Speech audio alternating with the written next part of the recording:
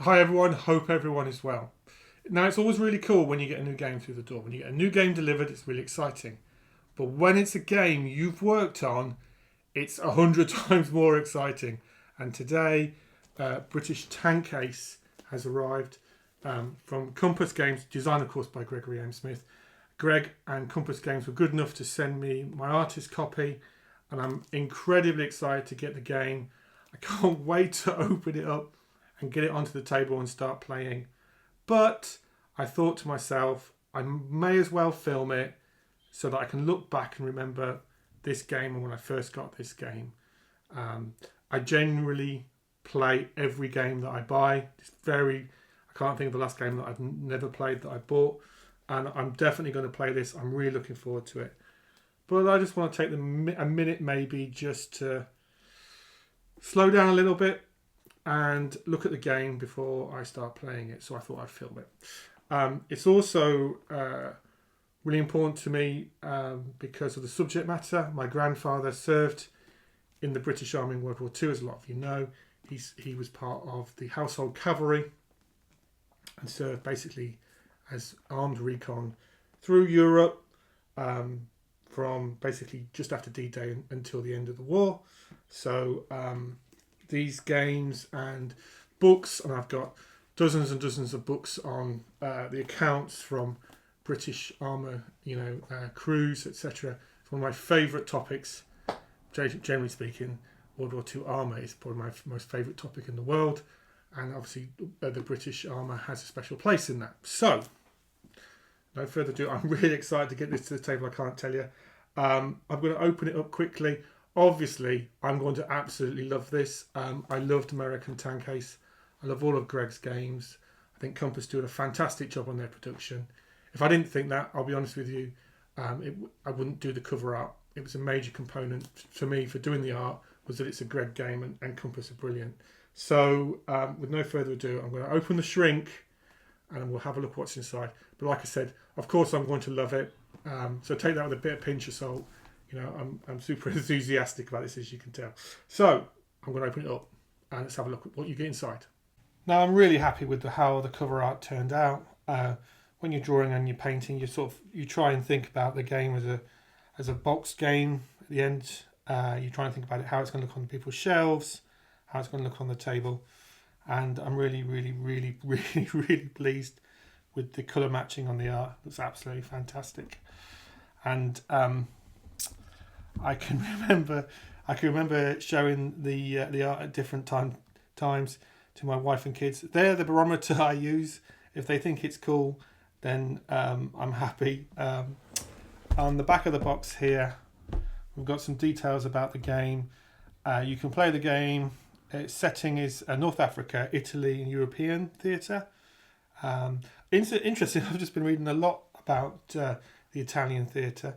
I've been reading The Day of Battle by Rick Atkinson, and quite a bit from James Holland as well. So I'll play all the theatres, to be honest with you. Just need to pick the one to start with, I suppose. And then complexity 4 out of 10. Yep, I agree with that. Average time to play. Well, I agree with that based on American Tank Ace. I don't think. I think that's about spot on. They're sort of the Greg's games are really approachable. I've always found, but they have a very historically authentic level of depth to them and detail. Average time to play 10 to 15 minutes for a single mission, 4 to 5 hours for a career. One of the things I love about Greg's games, and I suppose a lot of solitaire narrative games, is that the time you can spend playing them really scales really, really well. So some nights I'll play. I've pretty much always got a solitaire game on the table, on one of my tables in this room, and I can play for 20 minutes, half an hour. Some nights I'll play for like an hour and a half. And it's one of the things I like about these types of games. And then we've got some of our different tanks or armour. So we've got the Cromwell, the Churchill. Churchill's one of my favourite tanks of World War II from the British side. And we've obviously got the Shermans, we've got the Firefly. Now I'm saying the Churchill is one of my favourite. Maybe the Fireflies, I'm not sure. M3 Stuart. And I've been very lucky enough to see a number of these tanks in real life. We're not too far. You know, in the summer, I'll go down to Bovington, a couple of hours. But there are other tank. It's not just Bovington here in the UK. There are other museums that have armour and displays, and you know, World War II events. I've seen some of these tanks driving, for example. And then we've got all the people involved on the game. Now, if we open the box, let's have a look what we get inside. It's very exciting. We've got our dice, fantastic. Baggies, excellent. So we've got, now I believe this is a small amendment you need to make to the board, so I shall do that. With some stickers. We've got some of our cards, sequence of play cards. Oh, and they've put the art on the cards. That's really cool. Then of play. That's very nice. We'll have a look at some of these separately, and then we've got in here. We've got our log sheets, or a big chunky pad of log sheets. Excellent. So North Africa and Italy there, for example. And then back to the box. Let's just move those things out of the way. We've got, oh wow, these are awesome. These are our battle boards. That's really cool. I really like the art that the artists have done. The layout looks really clear. Very nicely done. So that was Italy and Europe. It's very nice. Again, it's very cool. Well, you get a lot of mounted aids in the game. So this is another mount. Both those two were mounted, and the same applies to this one. Got our sequence of play. Very nice. That's awesome. And our North Africa operations map. Fantastic. We've got our North Africa battle board. One thing I do like, I'm getting a little bit flare off that light. I've got a big light to my right here, so it's maybe a little bit more detail than the light showing. One thing I instantly like is the thematic between, for example, Europe and North Africa, and the same with Italy as well. Fantastic. Another. So the Italian. So this is Italian operations map sequence of play. Again, very nice. Wow, counters. These look great. Wow, they look great. The art on the counters looks absolutely fantastic. Absolutely fantastic. Nicely laid out. The cut looks clean. I'm not seeing anything untoward. You know, everything looks really nicely done. You get a nice self-sealed bag that I need to open up. We'll have a closer look at those in a minute, but they look great. You get a lot in the box, so you get your money's worth. That's for sure. Command summary, player aid. Okay, these are our tank. I'll call them tank mats. The M3 Grant here. Again, very nicely laid out. Everything looks very clear. I'm a as you can tell, I need to wear reading glasses pretty much everything. I like games that have nice, clear visual language. Everything's nice and spacious. Nothing's competing. Everything's easy to read for me. And again, the tank art from a top-down perspective of the particular pieces of armour looks absolutely fantastic. Fantastic job on those. That's really good. That's really, really good. That's a comment. That's one of my a tank that I've drawn not from this perspective, but from other perspectives an awful lot. And absolutely fantastic tank. Came in sort of more towards the later end stages of the war. It was a very good piece of armour, and the detailing on the artwork's fantastic. I love the graphic layout. Very thematic, and you get a whole stack of these. So as we saw on the back of the box, it sort of went through each of the different tanks you've got. So I'm going to be playing this for quite some time. So I love all these tanks, and it's just so many. Which is Matilda 2. It's also nice, I think, with this particular setting and this game, you got some more. It's not just it's not just Shermans and Fireflies. I love those, the Sherman, the Firefly, and the Churchill. But some of the more lesser well-known, I'll say, pieces of armour that unless you've studied, particular theatres of war. I mean, here's a Crusader 1, for example. Then you get a whole stack. You get so many. That's brilliant. Okay, so someone's going to be the dilemma's going to be for me which one I'd play with first. Then again, we've got more player aids, skill effect, listing, cost chart, double-sided, nice thick card stock. Everything's very clear, nice big fonts, really well laid out.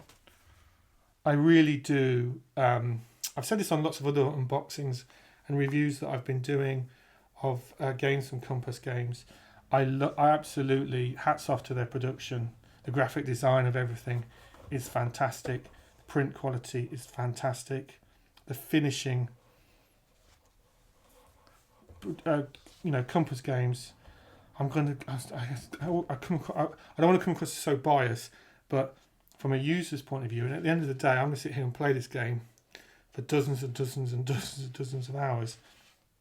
But the usability of their games is brilliant. The quality of the games is fantastic. So, I mean, yeah, lots of player aids. Some of them, obviously, like this one here, are relevant to the theatre. So it's not the case, I can imagine it's not the case you're going to be using all of these all at the same time. So, for example, this one's North Africa. And I like that. Then we've got our Commander States. That's really cool. Yeah, brilliant. Black Beret, of course. Well done. Mission assignment charts. Wow. Yeah, brilliant. Brilliant. So, yes, you get a lot in your box, which is awesome. So I think we'll have a closer look at maybe the rulebook and maybe the counters as well. Let's do the rulebook first. So here we've got our rulebook. British tank case, 1940 to 1945, covering all of the war. Again, nice big font, nicely readable. I do like the material types, the printing quality of the Compass Games rulebooks. I am a self-confessed lover of rulebooks. I love reading rulebooks.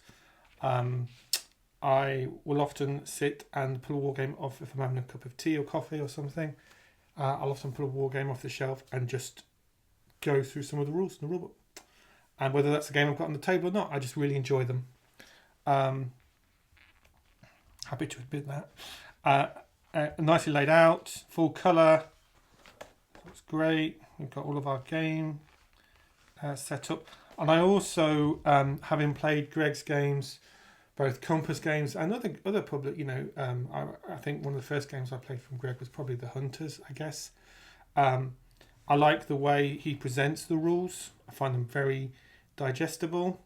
I like the writing style.